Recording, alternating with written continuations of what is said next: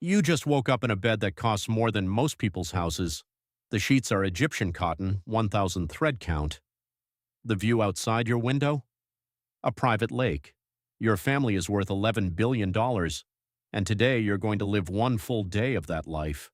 But before you get too excited, by the end of this day, you'll discover the one rule of billionaire families that nobody talks about. The rule that makes some heirs quietly miserable. Stay with me because that part changes everything. It's 6:58 a.m. You didn't set an alarm. You never do. The house staff adjusted the smart glass windows so the sunrise wakes you naturally. Your phone already shows 3 messages from the family office. Yes, your family has an office, just for managing the money. You walk into your closet. It's the size of a normal apartment. 200 pairs of sneakers, most of them never worn. Watches worth more than a doctor's yearly salary sit in a rotating glass case. You grab a plain black t-shirt. Funny thing about real wealth. It whispers, it doesn't shout. Walking to breakfast takes 4 minutes.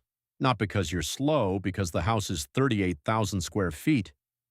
There's a cinema, a bowling alley, 2 pools, and a room your dad calls the vault that you've never been allowed to enter. Remember that vault. It matters later. Breakfast is served by a private chef who used to run a Michelin star restaurant in Paris. Your mom is on a call with Zurich. Your dad is reading reports from 3 of his companies. Nobody says good morning. In this family, mornings are for strategy. Let's talk numbers because you're curious. Your monthly allowance is $50,000. That's $600,000 a year for existing. Your dad's companies make that back every 11 minutes. When your family's money makes money faster than you can spend it, spending stops feeling real. Here's the math that breaks people's brains. $11 billion invested conservatively at 5% generates $550 million a year. That's $1.5 million a day. Your family earns a luxury car every hour while sleeping. Your driver, Marcus, has worked for the family for 18 years. He's driven you to school since you were 6. He knows more of your secrets than your friends do. That's another thing about this life. The staff become the closest thing to normal you have. Your university is technically public knowledge. Your family donated the library. Literally, your last name is carved above the entrance. Professors grade your papers knowing that. Some are harder on you because of it. Most are easier. You'll never know which grade you actually earned. At lunch, everyone wants to sit with you. Everyone laughs at your jokes. Here's the exhausting part. You've learned to run a test on every new friend. You mention a fake struggle. My card got declined. Whoever's eyes light up with too much interest. Cut. Every heir develops this radar or gets burned. You have exactly one real friend. Daniel. You met before your family's company went public, back when you were just normal-ish. He still splits the bill with you. He still argues with you. You'd trade 100 yacht parties for one person who forgets you're rich. And you only have one. After class, you go shopping. Not because you need anything and because you're bored. The store closes for you. Private shopping session. You spend $40,000 in 20 minutes and feel nothing. That's the dirty secret of luxury. The 10th watch feels weaker than the first sneaker you ever saved up for. Think about it. When you can buy anything, wanting dies. Normal people dream about a car for 3 years, buy it, and feel euphoric. You saw a Lamborghini, said sure, and forgot about it by dinner. Desire needs distance. Money deleted the distance. At 4 p.m., plans change. The family is flying to Monaco for dinner. Not for an event, for dinner. The Gulfstream G700 is fueled and waiting. It costs $78 million and burns $15,000 of fuel just to cross the ocean. Your dad calls it the time machine. He says the only thing money truly buys is time. On board, there's a bedroom, a shower, and a chef. Flight time, 90 minutes to feel like a different species. You look down at the traffic jam below. Thousands of people spending 2 hours of their one life sitting in traffic. Your family bought their way out of waiting. Forever. Monaco, the billionaire's playground. 1 in 3 residents is a millionaire. Your family's yacht is docked here. 110 meters, crew of 30, annual cost. $15 million just to maintain. It gets used 6 weeks a year. Nobody blinks. Dinner isn't dinner, it's chess. Two other billionaire families join. Everyone smiles. Under the table, they're negotiating a merger, testing loyalties, and quietly sizing up whether you, the heir, are a future partner or a future problem.